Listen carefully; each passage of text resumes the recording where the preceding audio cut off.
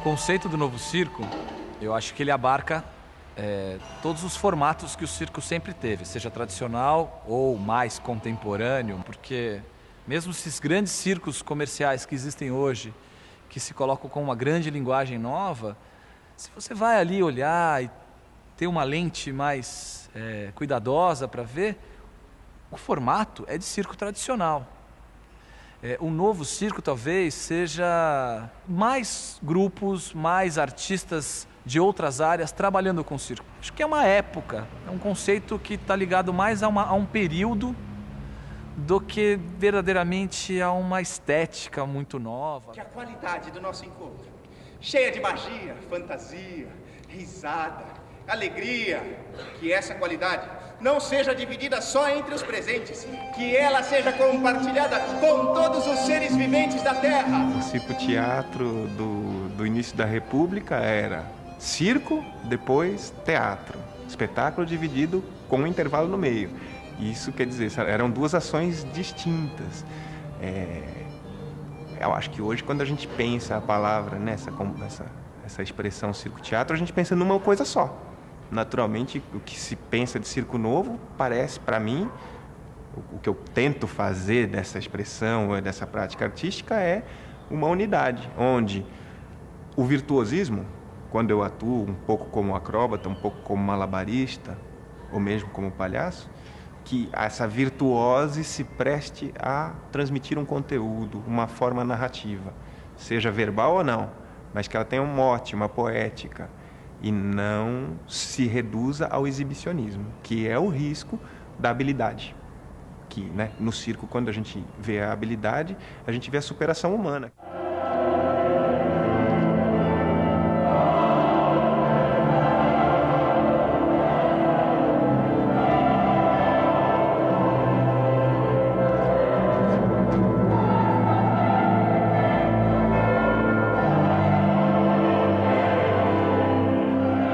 Esse conceito novo circo é uma coisa meio complicada, porque o circo, na sua história, sempre foi uma coisa muito permeável, muito transformável. O circo sempre se transformou, né?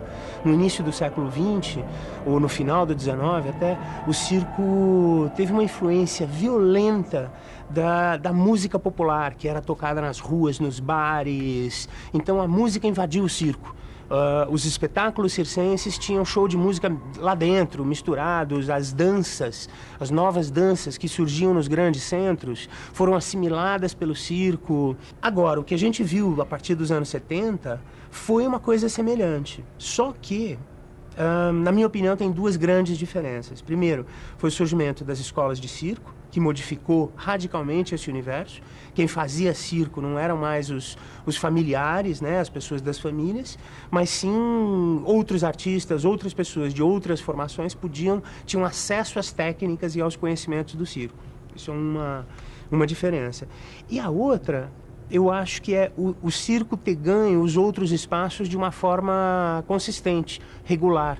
Né? O circo sempre visitou outros lugares, sempre se apresentou em teatros, na rua sem lona, etc.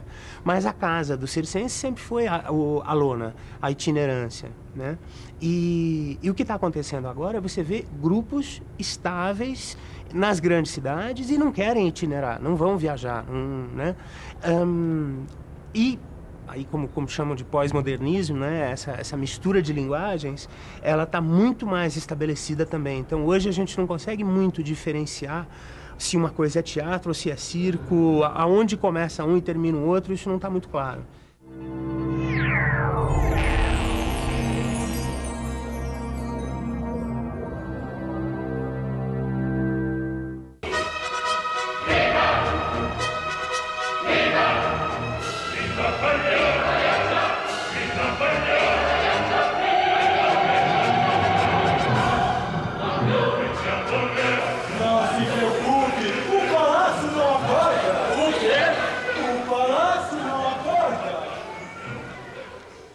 A Nau de Ícaros foi montada, foi idealizada como um projeto de um grupo de teatro que iria poder, em 1992, contribuir de alguma forma com a cidade. Inicialmente a ideia era essa, era poder invadir as ruas, poder trabalhar de uma outra forma o teatro. E através do circo a gente sentiu que isso poderia ser uma estratégia para resolver questões que o teatro levantava naquele período. O grupo de pessoas frequentava o Circo Escola Picadeiro. Frequentar o Circo Escola Picadeiro naquele período era viver a cidade de um outro jeito já. Éramos em 10 pessoas, 10 artistas, iniciando sua carreira. Nós tínhamos uma vida muito ligada à chuva, ao vento, ao sol, em plena cidade.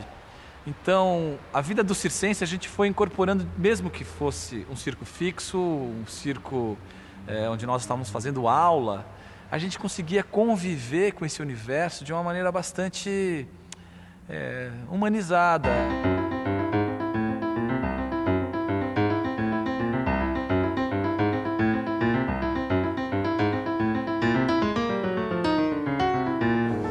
Fui fazer escola de circo, Circo Escola Picadeiro, isso eu tinha 20 anos, foi em 82. E buscar uma escola de circo tinha a ver, na época, com um aprimoramento para o teatro. Precisava de maior repertório, precisava de ser acróbata ou malabarista, precisava de ter algo a mais para ofertar como ator. Como resultado, eu fiz menos teatro e fiz mais circo.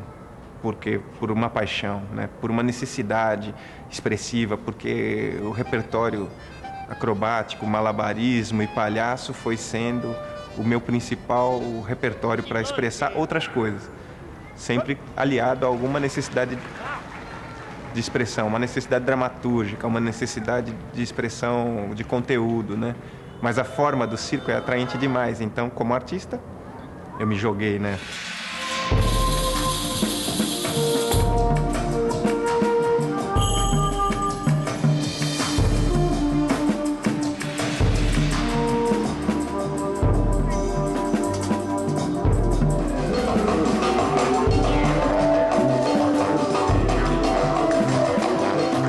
O Navegador aparece em 1997. Na época eu tinha 5 anos de vivência dentro da escola. E aí o Circo Navegador surge com um espetáculo que se chamava Hoje Tem Marmelada, que era uma dupla de palhaço fazendo repertório clássico, partindo da matriz do palhaço brasileiro, que é o que eu faço até hoje. Fiz várias pesquisas, estudei, né, algumas possibilidades de palhaço, mas a que me interessou e a que eu tive maior influência, basicamente, né, é o palhaço de circo, matriz brasileira, uma matriz latino-americana, né, sem grandes influências do que se estava acontecendo na Europa nos anos 80. Era um palhaço, meus professores eram de circo, famílias tradicionais, então, onde eu identifiquei maior comunicabilidade. Esse acho que é o princípio, né, de ter escolhido esse modelo e não outro, porque esse para mim comunicava bem e tinha o meu jeitão, o meu acento, né, o meu sotaque pegava bem com esse palhaço.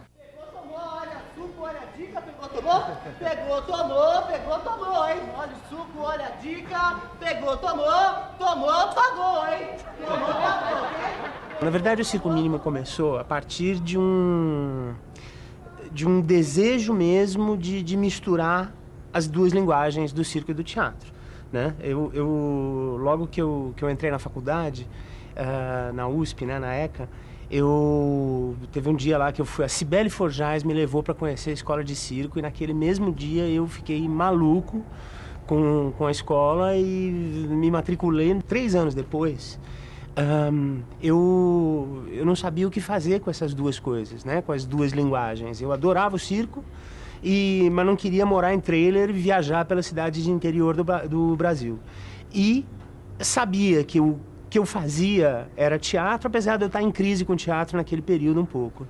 E eu tive a oportunidade de ir para a Europa numa viagem onde eu vi algumas coisas que misturavam a linguagem. Eu falei, pô, claro, é isso, né? Eu tenho que buscar essa mistura, entender como usar um a favor do outro.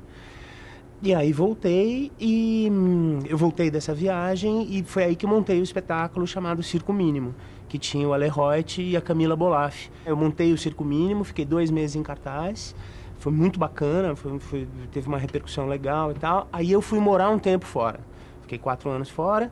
Quando eu voltei, eu queria montar o Prometeu. Deus fez comigo! Ali que eu montei o Prometeu e dei início de uma maneira mais sólida a essa ideia do circo mínimo como entidade, né? Como, sei lá, como instituição, grupo, companhia, né? E então eu rodei um tempo com o Prometeu, fiz espetáculo no Brasil, acho que quase todo canto do Brasil.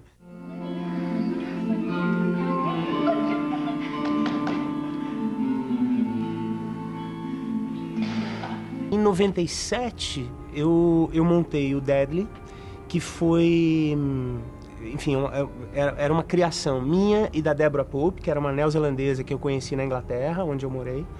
E eu consegui trazê-la para o Brasil com uma verba do Festival de Curitiba para a gente montar esse espetáculo com direção do Sandro Borelli, que possibilitou uma mistura muito interessante, muito bacana, de dança, circo e teatro. Até a gente chegar em 99, que foi um ano onde eu comecei a querer dirigir e eu estava buscando ampliar esse núcleo do circo mínimo. Foi ali que eu chamei uma galera, né, convidei várias pessoas para fazer audição. E foi ali que o Ricardo entrou, né? E a partir daí o trabalho do circo mínimo se ampliou um pouco. Montamos João e Pé de Feijão, que é o primeiro e até agora único espetáculo infantil do grupo. E desde o ano passado nós estamos trabalhando agora com 5 atores fixos, com quem a gente montou o Miranda e a Cidade, lá no Teatro Popular do SESI, e esse ano a gente estreou no Concreto, que é um espetáculo muito especial, eu acho, porque ele subverte a relação palco-plateia, ele não é mais italiano, que é uma coisa que a gente sempre fez, e ele permite um repensar na trajetória toda do circo mínimo e propõe outras coisas a partir dessa relação do palco-plateia.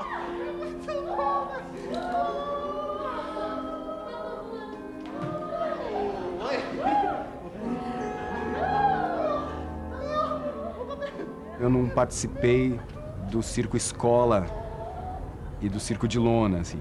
Eu fui do circo de galpão, onde os artistas que transitavam trocavam muita informação e se preocupavam com aquele que vinha e tinha interesse em cuidar mesmo, com a segurança, com um detalhe técnico. Então eu aprendi dessa forma. E também em função do que tinha que ser desenvolvido no próximo espetáculo. Cavalinho sabe ler, sabe ler nem escrever, mas leva o filho na escola e vai à missa pra você. Eu trabalhava no Centro Cultural São Paulo com produção e programação e lá eu tive a oportunidade de ver muitos catálogos de espetáculo, era esse uma das minhas tarefas. Então eu li muito sobre espetáculos que eu nunca vi, mas tive uma informação muito legal, assim, muito rica, né? E em 99 o Circo Mínimo chegou lá com um repertório, fazendo 10 anos de companhia. E alguns dos diretores estavam lá nesse repertório, a Quito, o Sandro Borelli, a Carla Candiotto, e eu falei, nossa, que legal, deixa eu ver o trabalho desses caras com outro cara, e deixa eu ver o que é isso. E me encantei muito. O Rodrigo fazia tudo sozinho, produção, administração. Então o contato que eu tinha com o Circo Mínimo era com esse cara. Então a gente criou um vínculo muito bacana ali. E surgiu um convite para eu fazer produção para ele também. Produção e administração. E me interessou muito. E cheguei para fazer administração. Eu não fiz essa audição que eu organizei, mas estava tão perto, tão presente e afim que integrei a companhia como ator também. E desde então são, não sei quantos espetáculos. Alados, Ladrão de Frutas, História de Pescador, João e Pé de Feijão, Babel. Babel 5, Miranda 6, no Concreto 7? No Concreto 7. Fora os números. Fora os números e a retomada do repertório.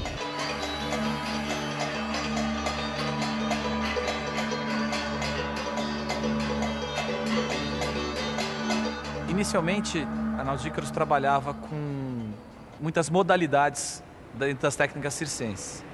Já trabalhamos com trapézio de voos, já trabalhamos com técnicas de malabares, técnicas de diversas técnicas aéreas, a comicidade do palhaço.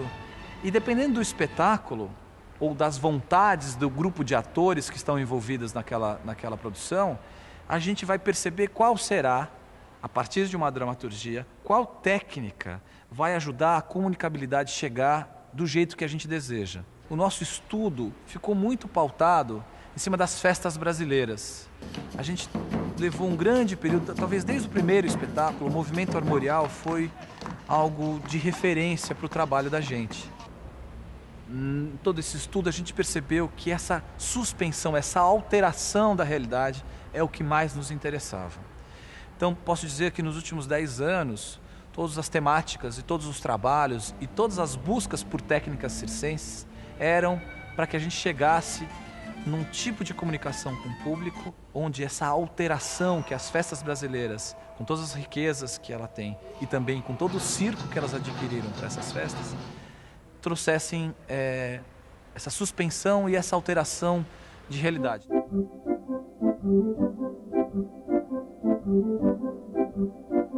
Então, nesse tempo todo que eu assisto espetáculo, que eu sou bastante espectador de circo, gosto de todo tipo de espetáculo, não importa qual. Nesse tempo todo, eu vi espetáculo de toda espécie, desde uma família tradicional, com uma lona pequena, velhinha, rasgadinha, até um espetáculo internacional, com 50 artistas e muito dinheiro, e patrocinadores e investidores. Nesse percurso todo, o que me parecia era que o circo que não tem recurso material precisa de recurso humano. Nesse tem um bom palhaço. Nesse eu me alimento de um palhaço visceral, depende daquilo única e exclusivamente, não tem outra opção. Então, de novo, a gente está voltando no ponto de onde é que eu encontrei a referência para fazer o palhaço que eu faço hoje. Eu diria que eu encontrei mais nos cirquinhos pobres, nos cirquinhos de pouco recurso, onde o palhaço obrigatoriamente tem que garantir o show. Tem que fazer que o público volte no dia seguinte. Talvez o palhaço seja a válvula de escape, é onde eu tenho como respirar. Porque a minha vida é chata como todas as vidas. E aí, vestido, maquiado, eu tô pronto, tô de uma maneira mais livre para trânsito, em todas as faixas, não importa com quem eu converse. E aí eu consigo, talvez seja um efeito ritual, um efeito de transcendência, onde ali sim eu fico muito feliz, muito satisfeito, tenho uma lubrificação, um arejamento dentro da minha alma, para conseguir sustentar, suportar. Não gosto. Não gosto. Não. Acho que todos os espetáculos do Circo Mínimo, eles foram montados sempre usando a técnica circense a favor de um sentido teatral, uma narrativa teatral ou uma sensação a ser passada para o público, além daquela sensação que era praxe no circo do meio do século XX, né? Dos anos 50, 60, o circo era para mostrar a virtuose, era para mostrar, olha o que eu sei fazer. No espetáculo Circo Mínimo, de 88, eu fazia um monólogo onde eu era um monólogo tirado de história em quadrinho, onde eu era um Batman envelhecido. E eu fazia num trapézio. Então todas as evoluções eram para ser, elas tinham que ter a destreza do herói e ao mesmo tempo a dificuldade do herói velho, né? O cansaço, o esforço, tudo isso tinha que aparecer, ao invés de parecer que você faz isso com facilidade. Prometeu também, né? O Prometeu era um espetáculo onde eu e agora o Ricardo, a gente ficava pendurado pelos pés o espetáculo inteiro, só que tinha texto o tempo todo e o personagem é o Prometeu. Só um circense poderia fazer para conseguir ficar pendurado, conseguir subir pelos pés, ficar de ponta cabeça, se balançar, se jogar e até montar, né? Mas não tinha em nenhum momento uma demonstração de técnica circense, né? Em lugar algum. Da mesma forma, no Deadly, que é o espetáculo seguinte ao Prometeu, né? A gente tinha talvez a melhor cena do espetáculo, era uma cena de doble trapézio, onde um homem e uma mulher simulam uma transa. E passam por todos os truques do número circense, só que toda a intenção não é, de novo, não é virtuosa.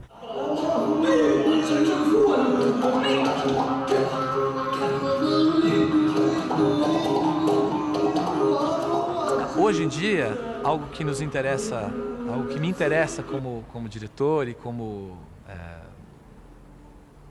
pesquisador, uma pessoa que está a fim de desenvolver uma comunicação, uma linguagem, são as pequenas dimensões. O circo nos apresentou, e a gente conseguiu estudar até hoje, as grandes dimensões, né? As linhas, essa gramática que hoje o que mais nos interessa são as pequenas dimensões. Então, hoje eu estou estudando os pequenos movimentos, as pequenas alterações de eixo da realidade, que me possibilitam alterar a realidade de uma maneira que eu ainda tenho o espectador muito próximo, para quando eu quiser utilizar a técnica mais refinada e me exibir, porque eu quero chegar numa situação, numa sensação de grande impacto, eu me lanço ao grande voo. Que era estudar a fração, como se fosse um movimento, um registro estroboscópico de um movimento. Naquele instante que você está, antes de pisar no trampolim, na cama elástica, no mini-tramp, você ainda não pisou, mas você já saiu do chão. O que este intérprete sente naquele instante? Fizemos uma pesquisa de depoimentos, mas na verdade de situações vividas pelos atores que tinham que ser transformadas em depoimentos. Então foi um processo de trabalho onde a gente criou uma metodologia muito clara para desenvolver, para chegarmos num texto, numa dramaturgia, numa encenação, onde sempre que o ator tivesse dando o seu depoimento de uma situação vivida, tudo o que acontecia em volta dele tocava na tecla daquela sensação. Era uma colcha de sensações, o espetáculo, e de imagens, mas o discurso estava aliado àquela exibição atlética, aquela exibição ginástica, aquela exibição das técnicas circenses, além delas te lançarem a um universo mítico das sensações. Além disso, a gente conseguia conduzir o discurso e a sensação se tornava a nossa célula mítica. A gente encontrou uma célula mítica no discurso e uma célula mítica no movimento.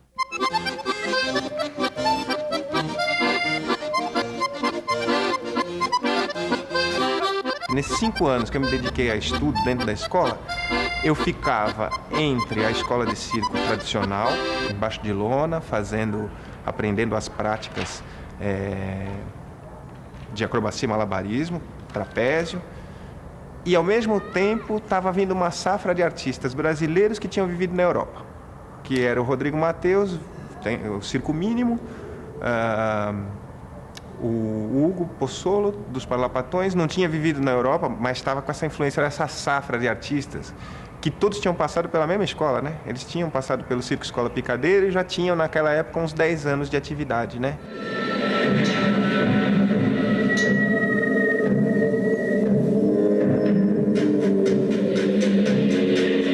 O que o Circo Mínimo faz é teatro do ponto de vista da arte cênica, porque teatro é tudo. No sentido quase que circo e dança são também teatro, né? Mas a gente prioriza a comunicação do teatro, só que sempre utilizando a técnica circense, a ética circense, a atenção à segurança e à montagem. Por exemplo, quem monta somos nós, a gente não chega na hora do espetáculo para fazer espetáculo, para ver o que o técnico montou. E isso é uma coisa que vem do circo, né?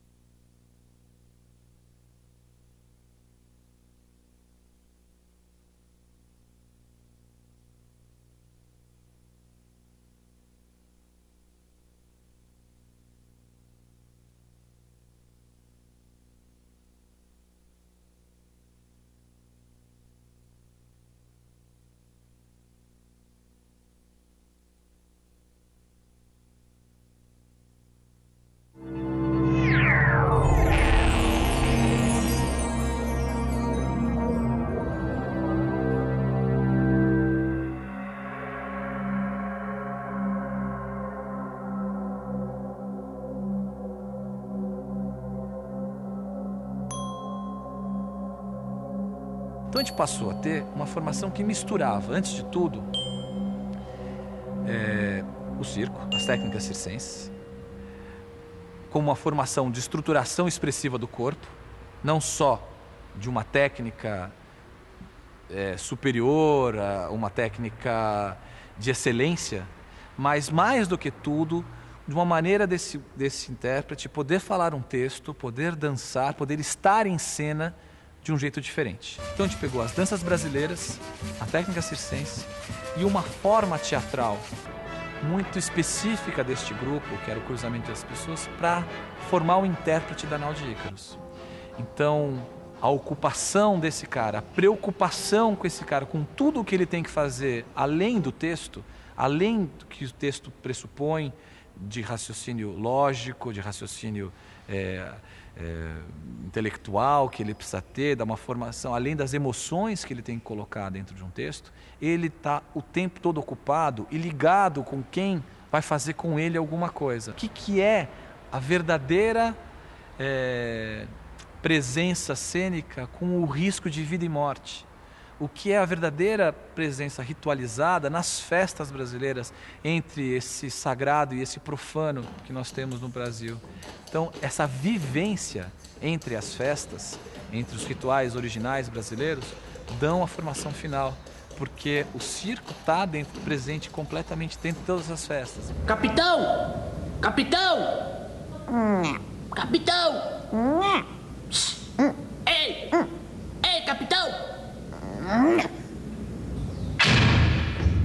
Eu fico muito feliz de poder dizer que a Nau de Ícaros nasce do Circo Escola Picadeiro, nasce com os professores do grupo, o único grupo que a gente conhecia na época, a única referência de circo, novo circo contemporâneo, que era o Acrobático Fratelli. A gente deve a esses professores e fico mais feliz ainda de saber que hoje muitos grupos se alegraram e se encorajaram a fazer a partir do trabalho da Nau de Ícaros. Muitas pessoas que se desligaram da Nau de Ícaros hoje têm seus próprios grupos e muitos alunos nossos hoje são detentores do seu próprio trabalho. Isso é legal.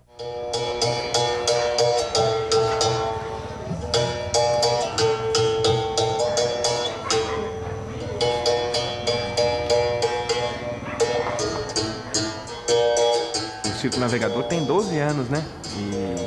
E é uma iniciativa, a gente é no mínimo teimoso, né? Porque para manter-se fixo numa ideia e continuar fazendo espetáculo, seja em condições favoráveis ou desfavoráveis, né? Em 12 anos a gente ganhou vários prêmios públicos da Prefeitura de São Paulo, da Funarte, do Governo do Estado. Isso dá fôlego para criar coisas novas. Só que depois essas coisas novas nem sempre são comercializáveis, nem sempre são viáveis economicamente. E a gente vive de trabalho, né? Não vive de outra coisa senão de vender o próprio trabalho, né? Para o circense isso está muito claro. Ele, né, o circense tradicional, ele tem que montar um número que ponha público, ponha bilheteria, que ponha arroz e feijão em cima da mesa. A ideia do teatro, né? Eu fico transitando entre teatro, circo. Só que essa matriz de produção de algo que seja comercializável do circo, isso me faz bem, porque me faz produzir alguma coisa. Espetáculos preservados na sua ideologia, na sua necessidade de expressão estética, na necessidade ideológica, mas que sejam produtos. Atualmente, o Circo Navegador, são vários integrantes, cada um tem sua história, né? E o elenco inchou e encolheu na medida que foi possível, né? Hoje o circo está com pessoas atuando, a Evelyn Sabará, eu, Luciano Draeta, Gabriel Draeta, Andréia de Almeida e Vitor de Seixas. E aí temos uma sede em São Sebastião, que é a cidade que eu estou vivendo, onde eu mantenho lá um depósito, um espaço para ensaio e um escritório. Em São Paulo acontece da mesma forma, de maneira doméstica, acontece na casa da Andréia, na casa do Vitor, manter uma sede, cada um com um pedaço de um cenário de um espetáculo. Então, quando a gente vai atuar junto, a gente tira o cenário da casa de um de nós, onde está guardado, e leva para o ambiente de apresentação e realiza o espetáculo. Mas essa flexibilidade é uma coisa típica do circo. Em 2007, nós estávamos com uma lona de circo montada em São Sebastião, durante o ano inteiro. 2 temporadas, fruto de financiamento. Teve um investimento da Funarte, num prêmio chamado Carequinha, teve um investimento do PROAC, na categoria circo, E isso quer dizer, nós ganhamos esses editais, vivemos desse dinheiro, construímos espetáculos, atendemos um número de pessoas significativo dentro de uma lona de uma cidade pequena, né? São Sebastião tem 70 mil habitantes. Nós atendemos durante o ano, durante 6 meses, a lona ficou montada por 3 meses e depois por 3 meses novamente. Nós atendemos um público de 12 mil pessoas. Isso é muito significativo para o tamanho da nossa cidade, né? Vem aqui, vem uma satisfação. Maluco, você vai me arrumar problema. Deixa eu fazer meu serviço, pelo amor de Deus. Faz! Eu só preciso varrer isso aqui e juntar que o pessoal vai fazer os teatros. Então faz uma coisa, eu vou varrendo, junto o lixo e você traz o coletor aqui comigo. Não toque esse rocinante! Tocar em quem? Ora essa, Sancho Pança! Como ousa um plebeu como tu pousar as mãos? O Circo Mínimo começou com um espetáculo que chamava Circo Mínimo e que eu fiz, né? Eu escrevi. Aí chamei o Ale para fazer comigo, o Ale Reut, e agora de novo, né? Depois eu fui morar na Europa, ele montou os Palapatões, saiu dos Palapatões e agora nós estamos meio de novo, trabalhando junto, né? Então ele co-dirigiu No Concreto comigo, a gente fez o Quixote junto, que é a criação, direção dele, e fizemos Circo Máximo, que é um espetáculo que a gente criou e produziu junto. Essa aproximação é muito bacana para mim, né? E ele tem uma visão muito mais voltada para o palhaço, que é uma coisa que eu não tenho. Ele vê o palhaço e usa esse palhaço que ele aprendeu no circo para criar o teatro dele, né? Todo o teatro dele tem essa lógica do circo popular, do teatro popular, que é muito interessante. E tem alguns elementos disso que estão no próprio No Concreto, né? Que a princípio é uma concepção minha, mas ele traz elementos disso, né? Desse circão popular na dramaturgia do No Concreto, que é bem bacana.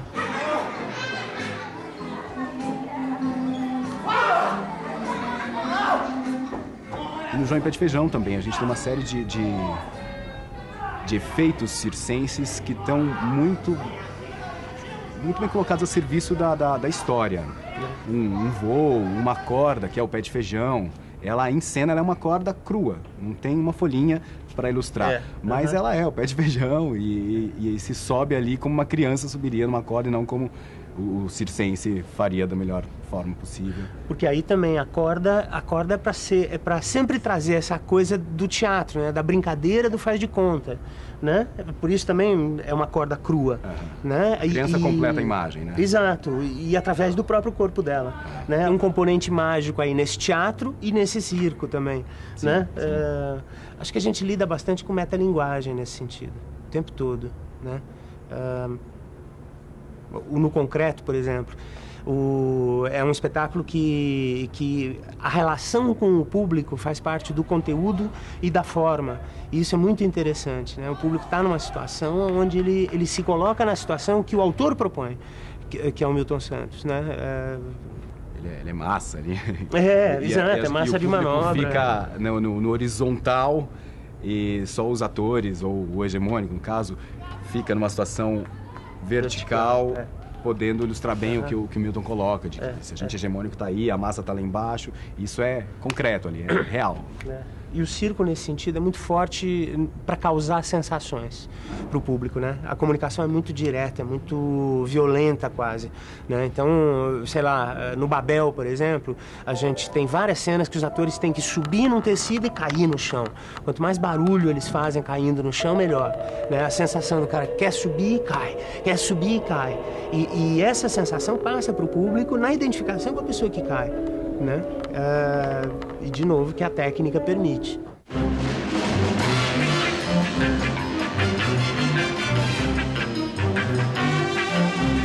O primeiro espetáculo da Nau de Ícaro chamava-se Nau de Ícaro, foi o que deu o nome ao grupo. E o nome do grupo surgiu nessa ideia do aprendiz, o Ícaro é o eterno aprendiz. E esse espetáculo nasce com essa ideia, como o nome, que é da aprendizagem mesmo, né? Então o Ícaro é esse ser mitológico, filho de Dédalo, o grande arquiteto de Creta, o grande professor, o grande cientista, que inventa as suas asas para que ele se lance e ele conheça, né? Esse lance ao conhecimento, mas quando ele se ofusca pelo sol, pelo refletor, ele morre, porque ele deixa de aprender. Então é uma morte mítica, não é uma morte real, né? Para nós, essa situação era linda para a construção do primeiro espetáculo. Então, o Naudícaros nasce, a companhia com esse nome e o espetáculo, nessa ideia do que você busca. O espetáculo contava a história de marinheiros. O circo é um barco de ponta cabeça. E eu, convivendo em São Paulo, embaixo de uma lona, percebia que eu estava embaixo de um barco, de uma nau, como esse grande período das descobertas. E ele é realmente um circo de ponta cabeça. Se olhar os equipamentos, os mastros, a lona, se você remontar aqueles mesmos materiais, você sai navegando.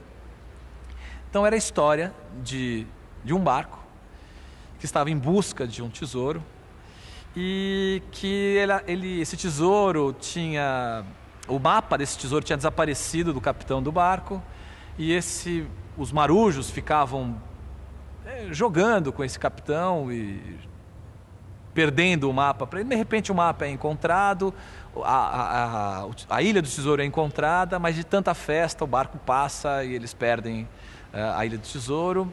Mas o capitão dá uma solução, que ele tem muitos mapas e o grande lance da vida é voltar a navegar em busca de vários tesouros. O que importa é a navegação e o conhecimento. Essa era a base do espetáculo, construído embaixo de uma lona, e essa história era realmente contada, ela era feita com o corpo nas maiores dimensões possíveis. O segundo espetáculo já foi um espetáculo de rua, que chamava-se Sob o Céu. O terceiro espetáculo já foi um espetáculo uma importância muito maior para a gente, onde a gente convidou pessoas muito queridas a dividir conosco, a nos ensinar como fazer melhor. Chamamos Naum Alves de Souza, fez o roteiro original, a argumentação a partir de algumas ideias. O Paulo Rogério Lopes, um parceiro para sempre depois, escreveu o texto. A direção foi do Leopoldo Pacheco, que colocou esses atores iniciantes a fazer um espetáculo de teatro com técnicas circenses, que ganhou todos os prêmios possíveis, que chamava-se O Palácio Não Acorda. Na ponta da espada!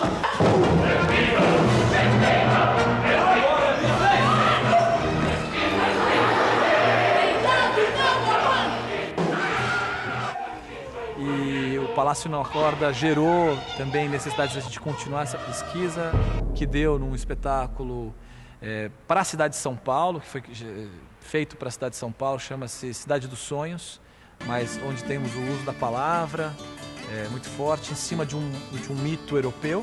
A gente chamou um arquiteto que entende a cidade e que era um jovem dramaturgo chamado Fábio Malavoia, que escreveu um primeiro texto para a gente, em cima de um mito da Terra da Cucanha, um mito europeu, muito conhecido na França, na Itália, e que foi processado, quando chegou no Brasil, num outro, como cordel e como o país de São Saruê. E é o país onde tudo pode, onde quem mais dorme mais ganha, onde as ruas e as calçadas são feitas de lasanha. Então, esse texto ele vem a ajudar a condução de mostrar um novo olhar para a cidade, em como invadir a cidade, de onde vem, como as cidades nasceram, quem vive na cidade, como se viver numa cidade melhor.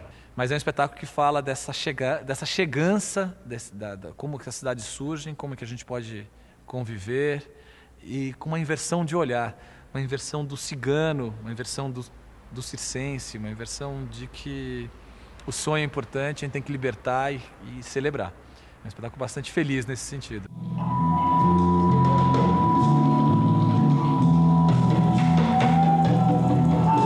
O espetáculo Quase Uma era um espetáculo que tinha 22 percussionistas.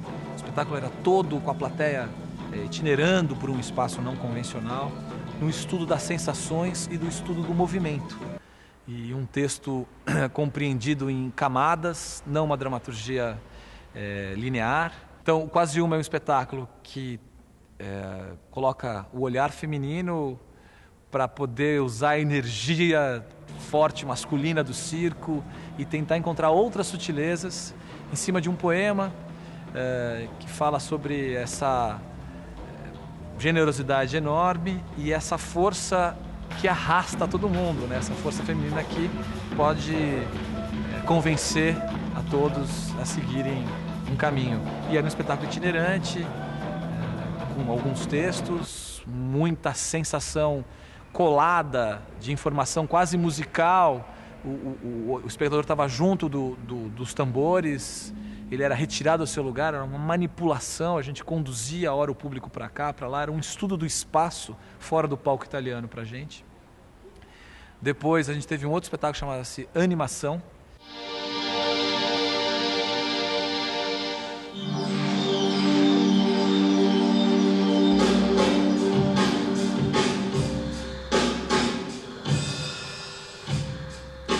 Que já era o estudo absoluto da fração do movimento, em cima de depoimento dos atores, desse feitiço, né? Ainda sob o olhar feminino, da alteração da realidade completa, desse instante que por 2, 3 segundos eu entendo a minha existência como se passassem 20 anos da minha vida. O que é essa lógica do tempo e do espaço, que é a animação.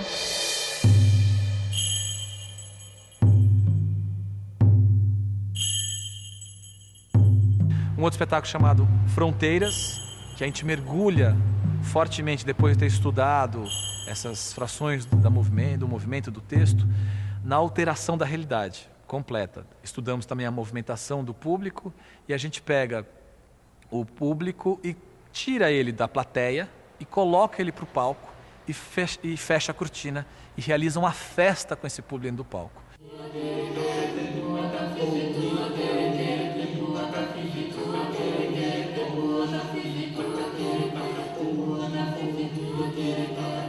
De um lugar para o outro, que é o espetáculo que fala sobre o Exu, sobre as marcas do corpo e sobre um personagem, e esse personagem da alma brasileira, jocoso, que ora quer chegar primeiro, quer estar bem, ora se lança para as coisas. O segundo posse é um macunaímazinho. A gente fez um espetáculo que mistura, sem uma palavra, mistura dança, imagens, projeção, onde a alteração do tempo e o espaço continua acontecendo.